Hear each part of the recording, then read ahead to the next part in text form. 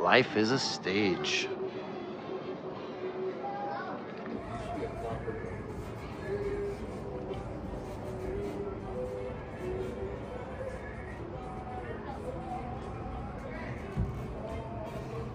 Nothing represents Las Vegas more than a showgirl. The glamour, feathers, and bright colors were unlike anything tourists saw back home. That new movie that just came out, the Pamela Anderson, it's like an old school Las Vegas showgirl. Check that out. Las Vegas Showgirl is a product of 19th century Parisian music halls. If I ever say a word wrong, of course correct me in the comments, but don't roast me too hard.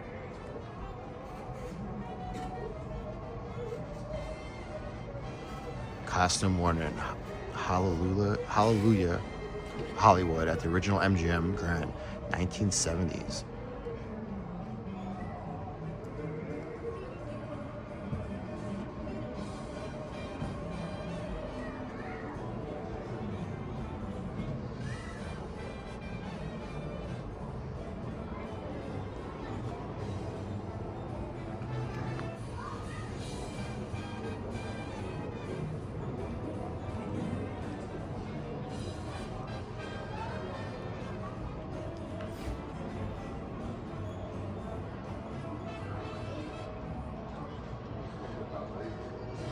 Betty Willis designed the famous "Welcome to Fabulous Las Vegas" sign, built in 1958. She didn't copyright it. Happy to see its extensive use. Willis remarked, "When I designed it, the average lifespan of a sign was about 10 years. So I thought it would be gone long ago."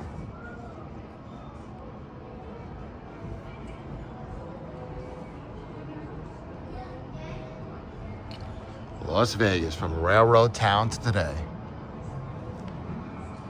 After the Mormons abandoned their mission in 1857, Las Vegas was reborn as a railroad town in 1905. The San Pedro, Los Angeles, and Salt Lake Railroad bought land and water rights and controlled the city for years. Downtown streets that parallel the railroad tracks but do not run in a north-south direction are a reminder of its early dominance. And we have Hoover Dam, built from 1931 to 1935, provided tourists payrolls in Lake Mead. Combined with 1931 state laws legalizing gambling and liberalizing divorce rules, Las Vegas became a tourist town. World War II brought an air base and a magnesium plant, tripling the population. Changing from Old West imagery to more exotic themes in the 1950s, the brilliantly lit Las Vegas became a world destination.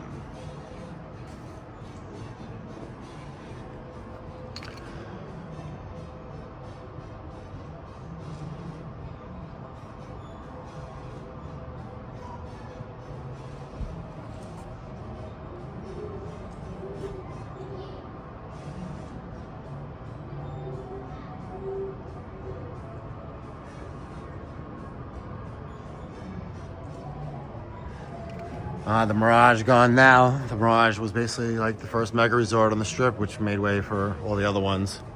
Howard Hughes arrives in 1966 and buys several Las Vegas hotels. His presence helped pave the way for corporations to own casinos.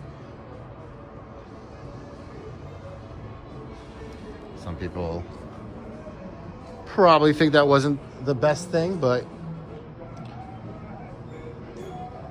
kind of see that at the end of the casino. So when the corporations came in and took over everything, now it's like Disneyland. Organized crime and a man named Bugsy. Between 1920 and 1933, the 18th Amendment to the U.S. Constitution prohibited the purchase and sale of alcohol. When Prohibition ended, illegal bootleggers sought new revenue. Prominent among them were New Yorkers Meyer Lansky and Benjamin Bugsy Siegel. Siegel came west to control the horse race wire business. He and Lansky bought hidden interests in downtown Las Vegas clubs. After publisher Billy Wilkerson ran out of money building the Flamingo Hotel, Siegel muscled in on the project and opened it in 1946. Because of perceived cost overruns, Lansky had Siegel killed. His gang-like style execution sparked widespread publicity about Las Vegas and began the myth of Bugsy Siegel in Las Vegas. Siegel didn't build the Flamingo or invent the Strip. He wasn't a visionary, but a cold-blooded murderer. His death, however, made Las Vegas famous.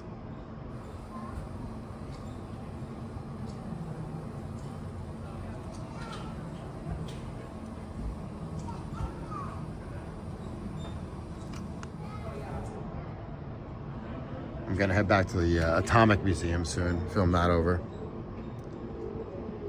I did that during when Oppenheimer first came out.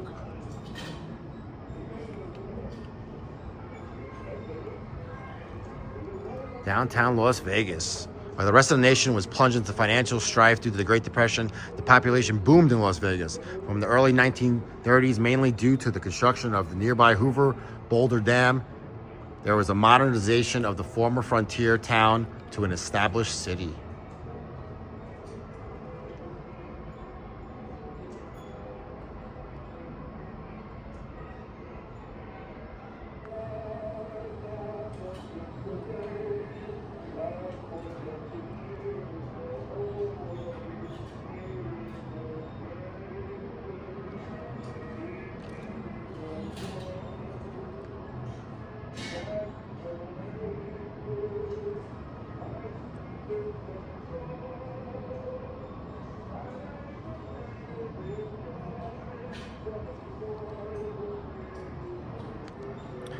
Historic West Side. African Americans began migrating to southern Nevada in 1905 as soon as Las Vegas Township was founded. During the 1920s, some of the community resided in downtown Las Vegas. However, in the 1930s, the city initiated a push to relocate blacks to what is now known as Historic West Side. This area was a much ignored location west of the railroad tracks that lacked basic infrastructure. Despite this and the complications of racism and segregation, African Americans built a phenomenal community that flourished. Entertainment options over the years included the Moulin Rouge, Cotton Club, and the Carver House. These photos taken by J. Florian Mitchell provided a glimpse of the richest communal love and fun that West Side communities offered to all, regardless of color, class, or economic status.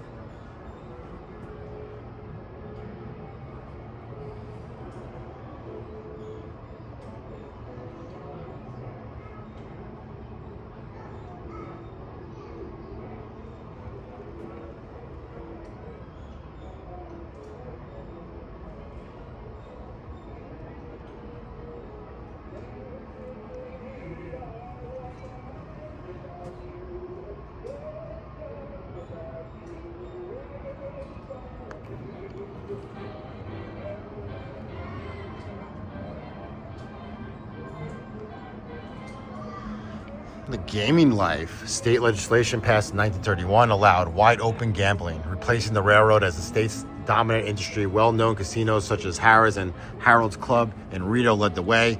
Gamblers, often criminals, came to Nevada as legitimate businessmen, bringing a new level of expertise. Las Vegas, sparked by the 1946 opening of the Flamingo Hotel, soon became well-known in American culture.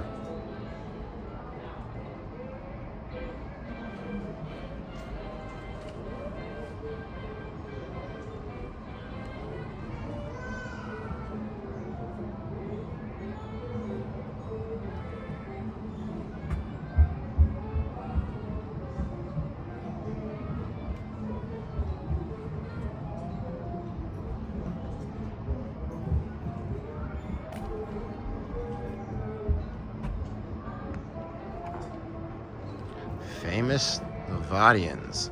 Pat McCarran, a powerful U.S. Senator for 20 years. Pat McCarran is often remembered for his strong anti-communist policies, a supporter of air and defense industries in Nevada. Millions recognize his name from McCarran Airport. Now Harry Reid. Rex Bell, popular cowboy movie star Rex Bell left Hollywood in the 1930s for the Searchlight Ranch he shared with his wife, actress Clara Bow. Elected in 1954, Bell served 2 terms as lieutenant governor. You got Ann Martin, worked tirelessly so that Nevada women could vote. Her, I'm not even going to suffragette activities. Suffragette, I'm not good. Activities succeeded. Nevada granted that right in 1914, well before the U.S. Constitution was amended in 1921.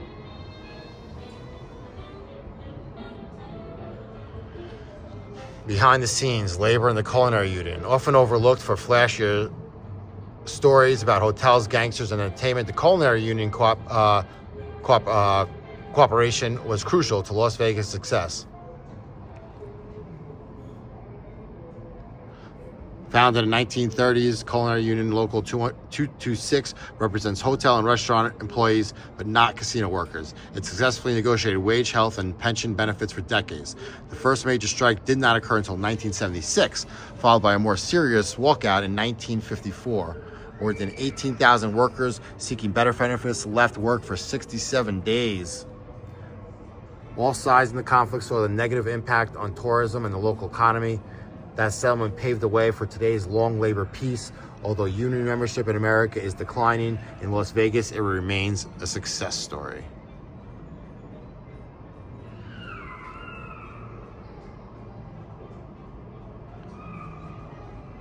Casino moguls in modern Las Vegas. He built three largest hotels in the world in that time. 1969 International, which is now the Hilton. They gotta change this. Now the Westgate. The 1973 MGM, now Bally's, now Horseshoe, and the 1993 MGM Grand. Got Wynn over here. Mega Resorts transformed the Strip with this guy. Looking ahead, in the 19th century, Americans moved into the desert lands of the Southwest and discovered an arid, unfamiliar, and often frightening landscape. By mid-20th century, the massive Hoover Dam project made the desert environment of Las Vegas less foreboding. World War II brought thousands to the valley, and many stayed. With the 1950s, Las Vegas was an international tourist destination, and deserts became exotic playgrounds. The rapid and unchecked sprawl of Las Vegas as it grew through the 20th century demonstrated the continued perception that the desert is a wasteland. Demonstrated the continuing perception that the desert is a wasteland and not an environment to be respected and preserved. The challenge of the 21st century is to learn to live lightly on a fragile desert land.